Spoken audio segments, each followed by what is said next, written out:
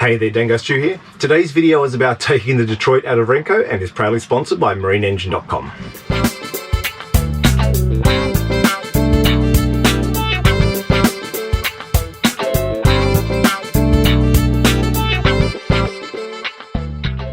So the Detroit's out again, hopefully last time.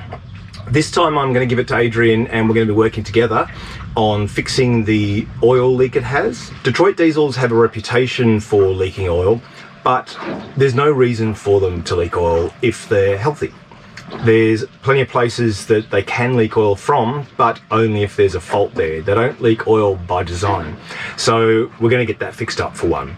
While the engine's out, we're going to use this opportunity to make some improvements as well. We're going to find a sump pan that has sort of a dip down at the back end of the engine. Because the engine sits in the boat at an angle, we can then have a pickup going down into that section so we're not sucking air so much when the boat's rocking and rolling, all that kind of thing really. The engine was rebuilt previously, but not by someone who has Adrian's expertise in the nuances of a Detroit diesel specifically. So we'll definitely be filming that process and explaining what it is about Detroits that can make some things go wrong if you don't do them a certain way, and obviously what is the right way to do it. All right, plenty of that coming in the following video when we're working on it. This week started a mate of mine, Jeff, who you've seen before. He actually helped me get the stuck rudder post out, so big thanks to him for that. Swung by, he was having problems with his outboard, and the symptoms were stalling at idle, fouled plugs, using a lot of fuel, so quite clearly running very rich. We started by having a look at the carburetor on it because he said he had made a little mod to the float, and that can affect whether the carby runs rich or lean. Now, nothing wrong with the mod. It turned out that it was about just taking some play out of the needle, where the needle connects to the float, and it seemed to be working fine. But we then went on and had a look at the fuel pump. I'll unbolt the fuel pump from the block, pressurize it and just see if any fuel's going out of it. We may as well check.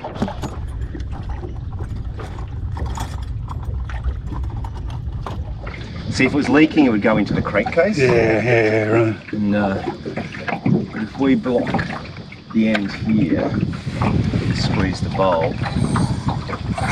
Oh, this cactus, shouldn't do that. All right, that's a bit of a clue. I'm surprised it looks so dry. Yeah, that shouldn't happen.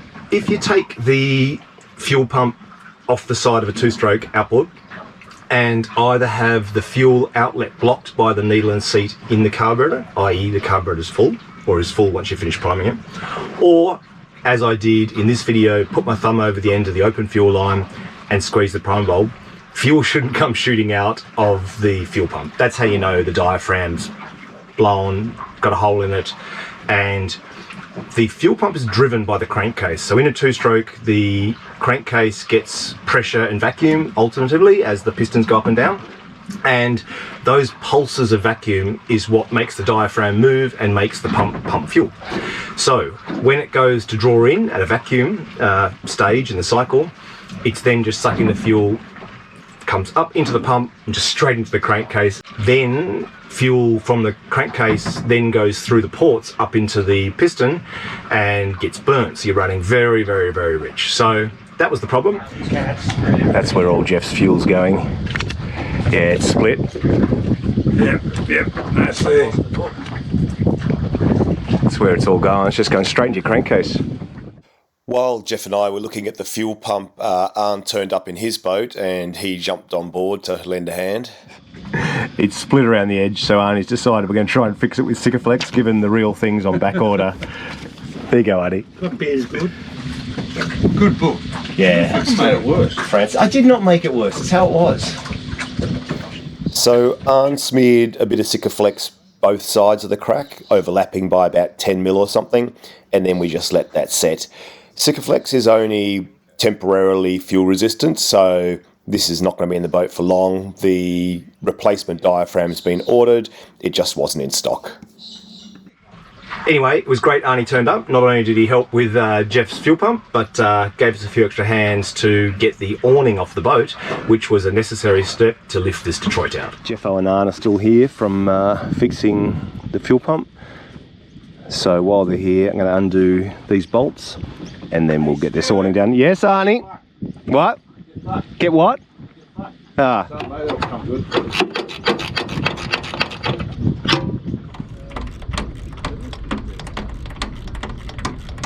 Here comes Dave too. All right, we've got safety in numbers to get this awning off.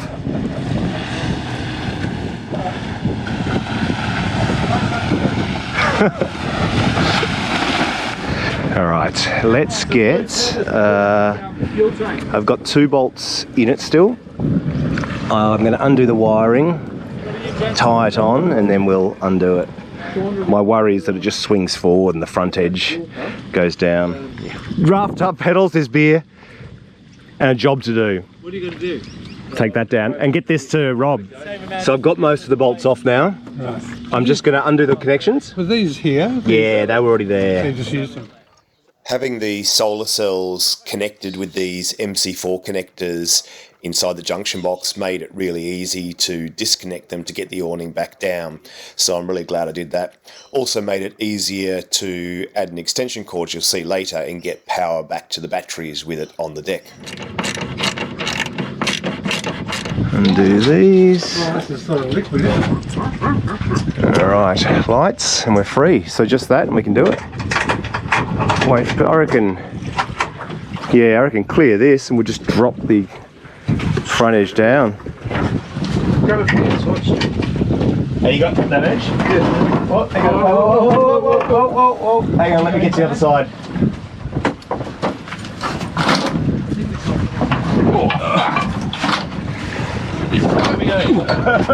Now what? Let's just hang on here until I get the engine out. If we just put it up on the back transom edge or something. Leaning over to do that. Spin it around. No, don't spin around, just go back. You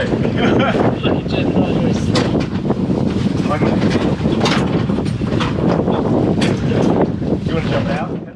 Once we got the awning safely on the deck, it was very important to sit down and have a lengthy debrief. Eddie got very bored waiting for us. And eventually we put Jeff's fuel pump back together and it took off and drove nicely. After that, Dave and I took it up to Rob's where the engine was going to get lifted out the following morning. Which line are you doing, Stu? We'll go.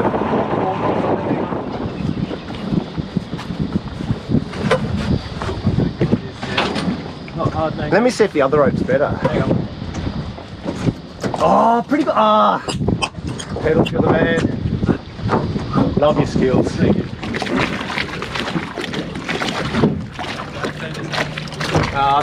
There's quite a lot of fenders on this side.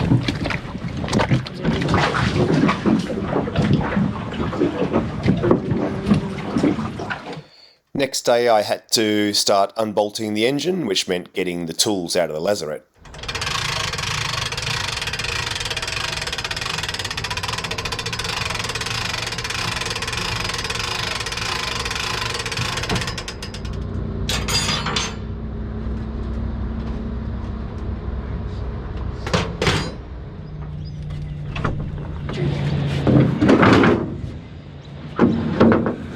Okay. All right, let's get cracking. I'll redo this with the same waterproof connectors I used on the LED lights when it goes back in.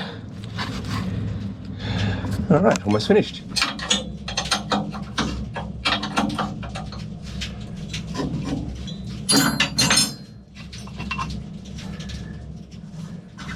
All right, what next?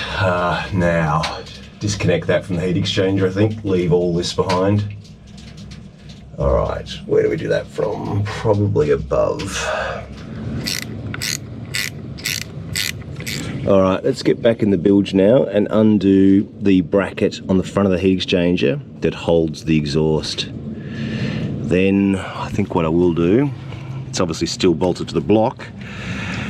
Then I think I'll just tie it using this eye here to support it, and then we'll unbolt it from the block next. All right, next thing I do is take this coolant hose off. So let's go get a bucket or something.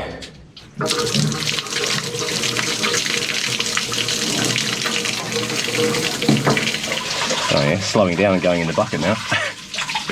That's all right. It'll stay in the bilge. Not going to go anywhere. I've only got metric ring spanners, but looks like 18 mils going to do it.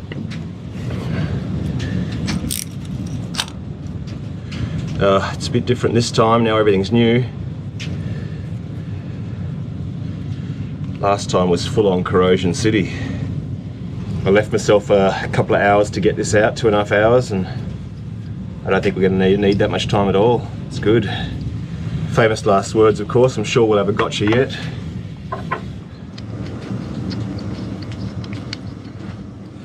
Alright, next up we'll take these Vitas fuel filters off. I'm taking these off just because they're going to, you know, block the way to lift the engine, not because they need to go with it.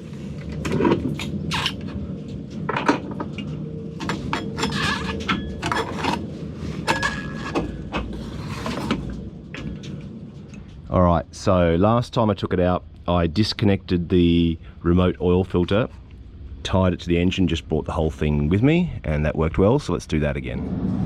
Alright, just get a rope around this filter housing too.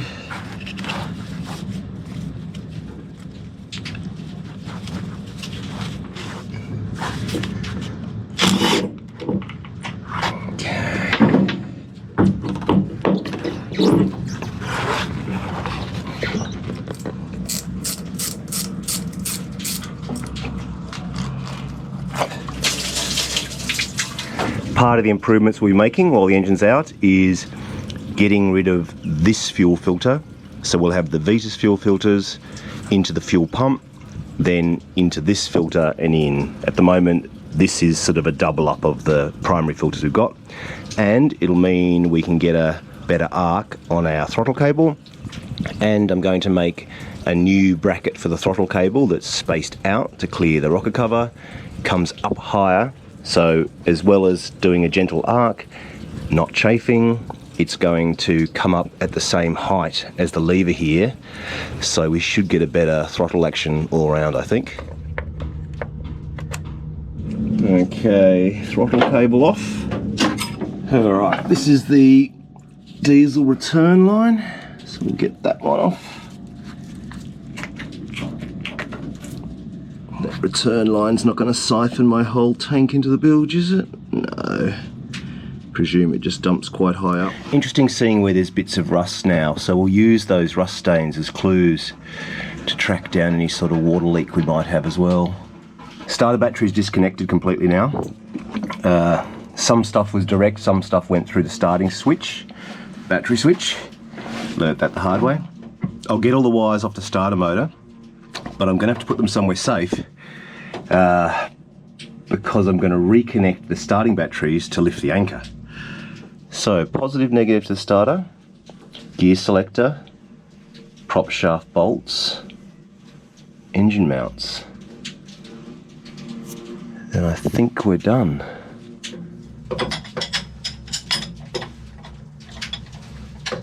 Alright, this is the positive wire to the start button in the wheelhouse. Next thing to get off is this gear selector linkage. I'm going to undo the bracket here because it's only in the screws at the moment. So while the engine's out, I'm going to upgrade it to recessed bolts and nuts. And I'm worried that when the engine lifts up, it's going to bend the control cable if it catches on it. Alright. Keep out of harm's way for now.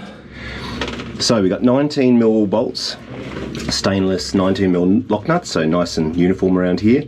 This is the steel coupling that the guys at Coast Marine had made up to replace the Polyflex.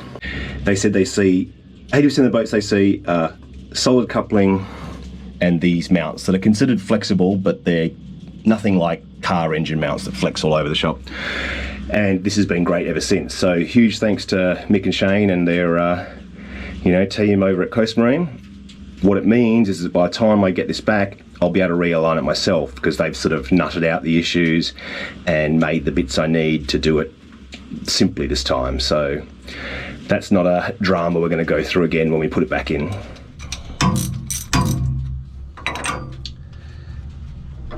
Nicely greased as well. Thank you guys, did a great job. Much appreciated. When they did the upgrade, the guys also drilled and tapped and whatever here so that we could lock the prop shaft nut on from there rather than that sort of diagonal screw that was in here originally. So they made a few improvements there. Okay, clear. This is what else I'm taking with me to get installed finally. This is an air compressor that Adrian serviced and got set up for me, which is a PTO off the Detroit. So we just need bolted on an oil line for it and then a reservoir, and then I'll put a Nito fitting on deck and we can use air tools whenever we want, and air tools underwater, which would be awesome. Oh, sweating now, it's getting hot.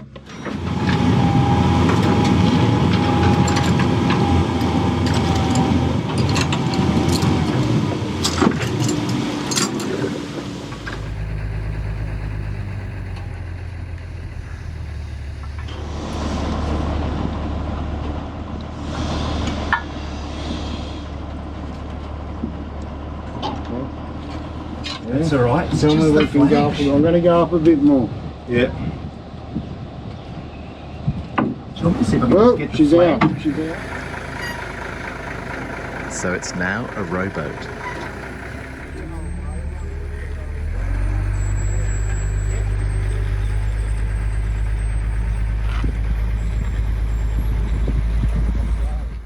Once the engine was out, Dave gave me a hand towing Renko back to its mooring just off the island. A little bit more. Give it some. Go, pedals, go! Yeah, a bit more. A bit more. A little bit to starboard. That's it. Keep going. All right, got it.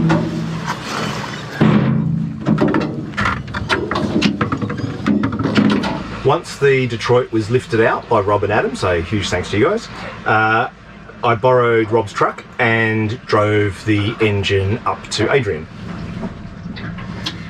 So the engine's currently done 125 hours, so it's due for a service anyway, so I thought I may as well drive it up to him.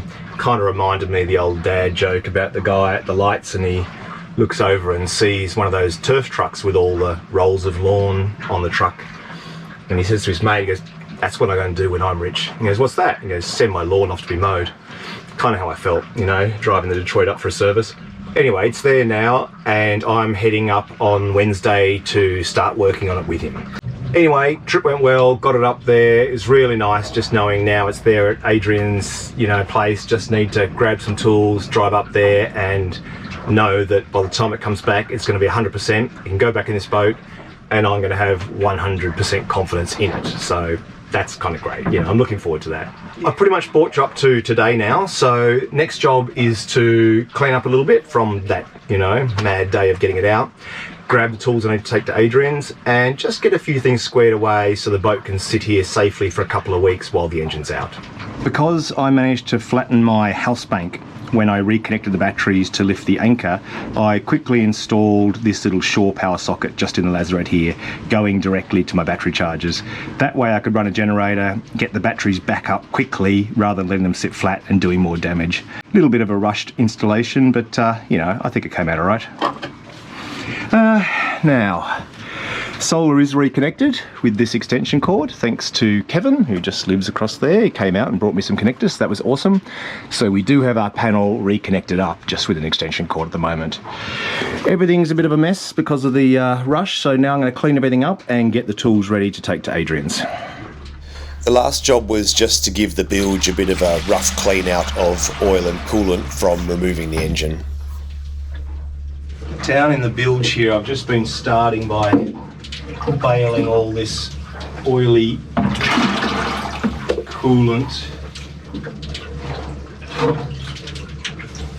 into these sealable buckets. I'm kind of lucky in that Dean kindly lets me tip or listen to the old waste oil we've still got at the workshop up at Mount Karingai, so thank you, Dean, for that. Otherwise you can go to recycling centres, but you know, it's nice to have somewhere to take it to. It's not too far. The frustrating thing is that this particular problem doesn't cause any performance issue with the Detroit. I could add oil to this engine and it would run perfectly forever almost, as far as I could tell. The issue with this is that the oil comes out the airbox breather and out the exhaust, as you can see here, but it's not actually getting into the combustion chambers. So you're not fouling those up and you're not blowing smoke out the exhaust. It's just wet oil that comes out. So it's sort of, you know, it took a lot to go, you know what, we've got to fix this. We can't let this happen both environmentally and from the point of having to add oil all the time. All right, get this container out, then I'll suck the rest out with that vacuum oil pump.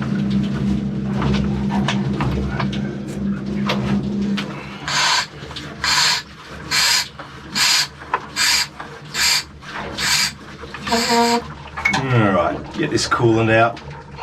It's funny, it looks like oil, but it's actually just oil on the top. The bulk of it's coolant. A few of these engine mount studs got damaged lifting the engine out. What I'm going to do, take the old ones out, buy new shorter ones, then I'll put the engine back in, rest it here, then I'll manoeuvre it so I can see the holes, put the new studs in, and then that way I make sure I'm not going to damage the new ones on the way in. Then we can tighten it up and do the alignment, or vice versa, align it then tighten it up. 3 days now running with the Sikaflex fuel pump. Gold. I'll let you know when the part arrives.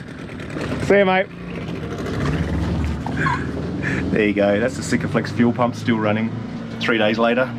Used all day, every day. I'm going to take this little coolant hose off my rear bend that I was given by Ken from Nevada, and take it to Adrian's because the air compressor needs a coolant line through it, so we're going to make up a whole lot of bends, so this could help us rejig that, so I'll bring it with me. Alright, bilge is a bit cleaner now, so get some degreaser, clean everything, look for any bad paint. I can see a little bit of rust in a few places. Sometimes it's just rust on top of the paint, but getting there. That's the worst of it. That stuffing box was all mild steel. Don't know why. Don't know what the story is there. I think I'll just put some of the rust converter on it, the Galmet. It's greased on the inside, so that's probably okay. It's just the outside where it gets the oxygen. Anyway, failing that, I'll see if I can get a stainless one made up, but not super urgent. It's got a bit of life left in it, particularly if I clean it and coat it with something. All right, time to go edit. Well, thanks for watching, and hopefully next time I see you will be a fair way through getting this engine fixed up and ready to go back in the boat. All right, take care. I'll catch you then. See ya.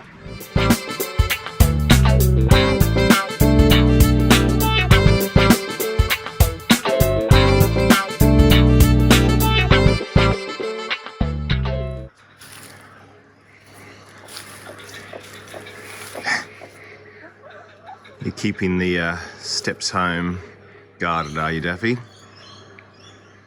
While you eat, that's a change. You eating more than Daffy. What you got? Some veggies.